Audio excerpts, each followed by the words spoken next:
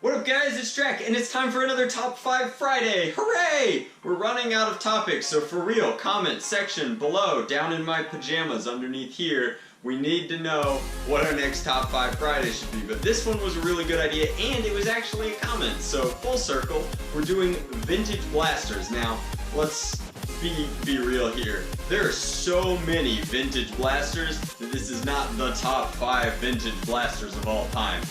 Pretty close though. It is my top 5 vintage blasters, which just happens to be based in like the entirety of the hobby. So my top 5 personally is built on like things that were really important for NIC level play, either in my specific region or overall. So let's launch right into it with our honorable mentions. But before we do that, I upgraded the studio. Pretty sweet, yeah? Oh, we added studio lights. My pain, your gain. Hopefully it's better for you guys. If it is, let us know. We're also testing out the 4K camera, which may or may not be a GoPro. Here we go.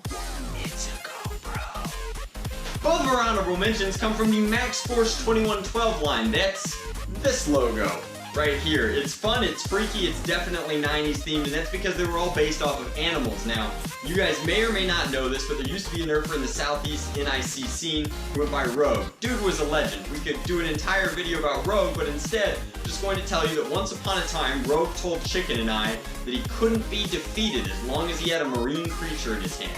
And the joke is stuck, so the inside joke has been passed down and down and down, and he was talking, of course, about the Manta Ray and the Electric Eel, both marine creatures. This Manta Ray is modded, this Electric Eel is stock, so what makes them special? Well, the Manta Ray was the only acceptable shield blaster pre all the goofy Captain America stuff. You essentially held it like this, and you could use this very small surface area of the paneling of its like body to deflect darts. And that was pretty cool. This one has been modded by somebody else. I got this one in a big Nerf Haven lot. But it's been modified to have a shot blast tank, or I think this is a 2K tank.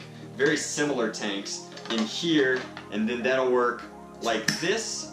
And then this is of course a night finder that's been cut down and works like this. It's also been brassed. The big issue with this modification is that there's no trigger linkage yet, so I need to run wire from here to here and wire from here to here so that both can be loaded and primed and still usable. It's a really cool idea for a modification, it just never saw light, and that's why I picked it up so that I could eventually make it happen. But this is an Electric Eel. It had a transparent clipazine going through it. It was actually a clip. Does Drac even know what a clip is? So it was actually a clip because the ammunition was fixed inside the actuating thing. The apparatus that held darts itself moved through the blaster as opposed to a magazine which spring loads them up and in. I'll define it as many times as it takes, guys. But this would index through and it would fire mega darts. Both blasters originally fired mega darts, and hilariously I think that they both had, no, I think that the Electric Eel had a 5 dart clip and the Manta Ray fired 4. So it was a 5 dart capacity and a 4 dart capacity, and yet Rogue still managed to take out double digits of players. 5 plus 4 equals irrelevant. Anyway, moving on to our number 5 slot, it's also pretty sweet. How sweet is it? Darn tootin'. Why? Because it looks like a shotgun. It's actually a rapid fire shotgun. This was made by a company called RTL, or as we call them, Turtle, and it was sold primarily at Bass Pro Shops. So while you were picking up your fishing gear, you could also pick up one of these to rock the NIC battlefield. Now, the reason that this one is on the list is not because of its stock performance. As you can tell, stock performance is not that great. Now, wow. Are we not indexing? What's going on? Driving me nuts, making me look bad.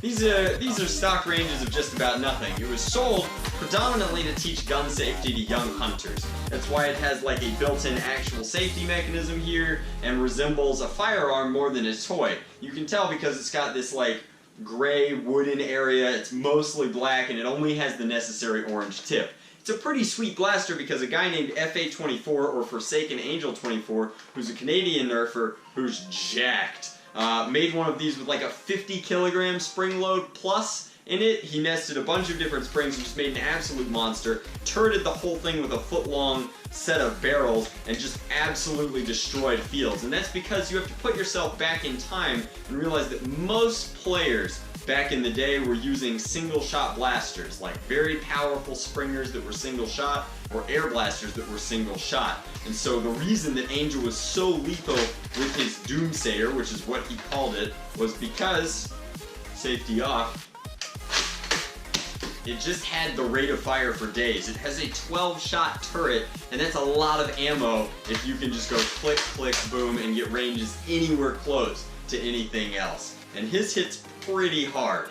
Had the pleasure of playing against it, and by pleasure I mean running away from it. But let's move on to our number 4. The Doomsayer is sweet. One day I'll turn this into one. No, you won't. Number 4 on our list is the Lock and Load. It's actually the only pistol on our list, and it's a pretty sweet pistol, which is why it makes the cut. So, the reason that it's on the list is because its modification potential, but even stock, it was pretty sweet. It was part of the Hypersight line, which is why it has this awesome pop-up scope. You might not have caught that. Let me do it again for you. Up, primed, and wow. That also automatically goes down upon firing it, but it had an actual slide, which was pretty cool. It was the only pistol that you could rack a la firearm, and it had built-in dart storage. If you ever see one of these at a thrift store, they're actually worth a pretty penny.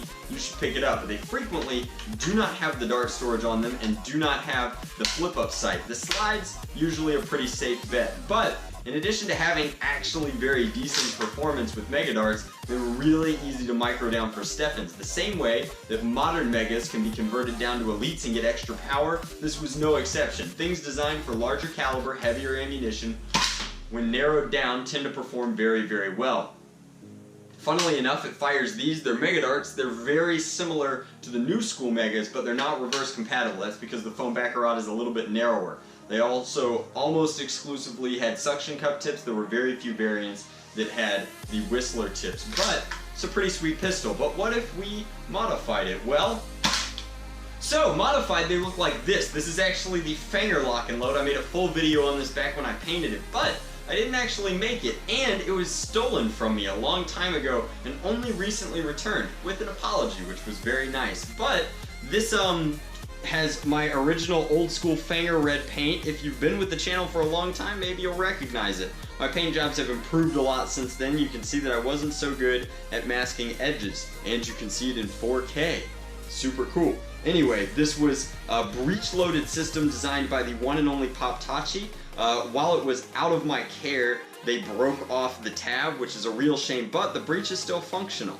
So you can see that you had a tab in here that would slide it open. You would tease your dart in. Of course, it is designed for Steffens, and then you would close the breech. So I'm actually going to prime it.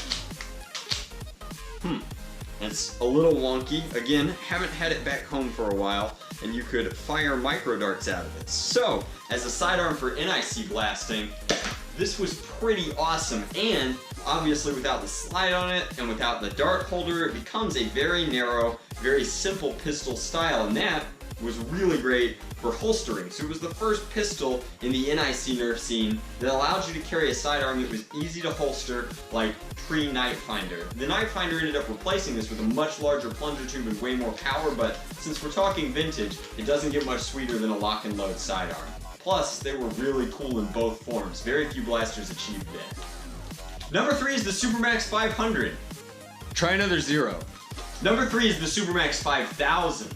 And this blaster was sweet. It fired 3 different kinds of ammunition. It fired balls from a ball adapter attachment. It fired arrows from an arrow shooting attachment. And it fired vintage darts, Laramie darts from their attachment. And it was really, really cool for that reason. But also, it just had a massive air tank. These guys, you could pump, I think, about 5 or 6 times, and they would just get monstrous performance. But they had an air release hole in the pump. So when you plugged the pump, they became actual NIC grade singleable air blaster power. Very similar to the 4Bs and Titans that we see on the fields today. So this was like one of the best air blasters back in the day, and it was really, really cool. Plus it had all that modular ability, plus it came in a small soldiers variant. This is my small soldiers variant, and while that one has a tank leak, this one will function. This is what the attachments look like, and I've never thrifted one that has all of the attachments. I'm very jealous of Chicken, he has one intact, and I have a full review on it on the channel if you'd like to check that out as well. But it fired these kind of darts, which are also very difficult to find, and nothing else quite works like them because they have very narrow foam bodies, so that the inner diameter is very close to the outer diameter. That just makes them hard to figure out and hard to find replacements for. But once you've chambered that dart, these kind of had a twist and lock fixture like that. They'd enter and then turn the hourglass half turn, but then you could pump it up. It had a built-in stock, and like even decade and some change old, this is pretty powerful still, which just goes to show you how much pop is in the air tank here. Not to even mention the massive amount of dead space going through the entire barrel length. Now, air blasters aren't really my speed, so I don't have a ton to say about this one, but I thought they were very cool and definitely deserved a nod for all of the enemies that they slayed back in the day. Let's move on to number 2. So this isn't a Titan rocket. Can anybody guess what this goes to? It's pretty special. It's got a slightly wider inner diameter again, and something this heavy could only be fired by a monster of a blaster. Well, this is the Ultimator. It's actually a Mattel blaster. It's the Mattel Alternator. I'm lucky enough to have an original missile for it that's in remarkably good shape. So you might notice that that is actually where the spring attaches. But if the spring attaches to the front of the blaster, how is it moving air through it? Well, this is a ratchet here, and it moves this almost garage door size spring. Not quite, but close. All the way through the back tube of this blaster, making just a god-awful squeaking noise as it goes. But using the power of an extension spring, this gets a ton of force through it, and because of how it works, you actually get, and I'll do this once without firing the missile, there was storage up here, you get an actual recoil feel through the blaster. That's because it's got just a remarkable amount of power. To date, it might be one of, if not the most powerful Springer blaster ever designed to shoot foam munitions kind of like this out of the package marketed. There's no way this would meet regulations currently today for toy blasting just because of what it does and how it does it. It is really, really cool. When singled, these things were lethal, but let's fire it for you once. Woo! Oh no. Get on there, Ultimator rocket. Alrighty, here we go. As Terry used to say, if your recoil is too much, you're holding the Ultimator too close to your face. These are crazy. Nerfomania still loves these things. He uses them for wildcard rounds from time to time, but he keeps breaking all of our missiles. I bet I know what the #1 blaster is. I bet he's gonna say Crossbow. No, that's way too predictable.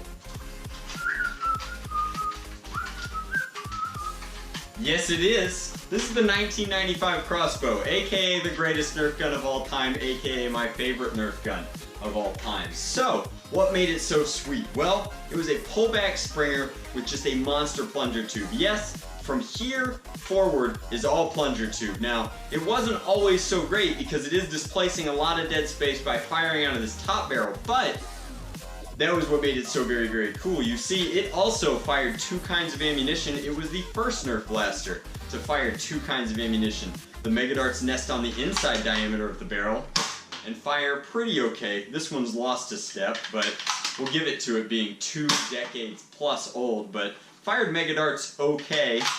And then the other thing that it did was it fired arrows. It fired vintage arrows, but modern arrows and vintage arrows have a lot in common. So you would nest those on the outer diameter of the barrel, and it would do a passable job of firing them as well. So again, something that was designed to fire large caliber ammunition, when narrowed down to something small, given a direct airflow, and frankly just reinforced to all get out and back, became something quite potent. So, this is a modified crossbow. This is using Modman internals out of Florida, and you can see that it's got a polycarbonate pullback here, as well as a polycarbonate trigger, a fully clear plunger tube because the plunger tube is now, again, polycarbonate. But You have up in the front a coupler of PVC, and it's become quite the powerhouse. So for the longest time, these ruled the battlefield. They were a single shot that was incredibly powerful that you could launch and then reload as quickly as you could pull back and flip a clip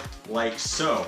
Now, what did it fire? Well, it fired not only micro darts, but very small micro darts. These are a special kind of Stefan. These are actually X darts from my brother Hing over in Singapore, but they nest into these barrels, and with this much springer power and this much plunger volume behind them, they do incredible things. You can get ranges of excess of 100, 120 feet out of something with this much power. It's just really, really impressive. And then, of course, to demonstrate reloading is just that simple and a lot of fun. So, on the battlefield, these were very, very effective. The only thing that shot harder than them for a long period of time were air blasters and occasionally singled ultimators and such. So these were really, really sweet. It wasn't until Nerfomania started breaking things with his pump snaps that you had something that shot just as far with a crazy rate of fire. These were, in my opinion, while not outranging snaps, far nicer than snaps because they had a comfortable trigger well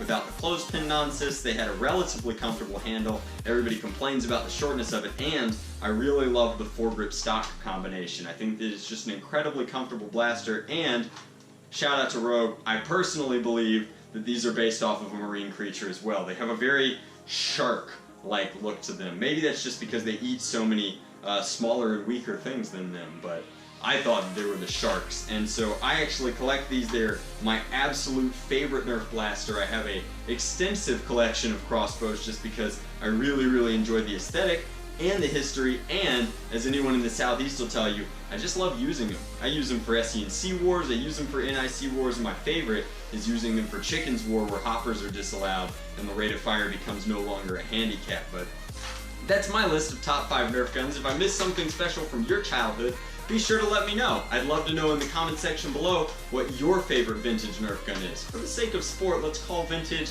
anything pre-Instrike. I think that that's very fair because Instrike brought a great amount of uniformity and an absolute truckload of blasters into the hobby. So let's try and steer clear of those. Those are still very modern to me at least. But thank you very much for watching. Hopefully you guys enjoyed. And again, friendly reminder, I need more top 5 ideas. Next Friday is only a week away. Let me know what we should rank next. Much love, Nerf on, Drac out. Remember guys, if you like these top 5s and don't want to miss one, this is the easiest way to make sure that you actually get subscriber notifications now. Thanks a bunch, YouTube. Drac out.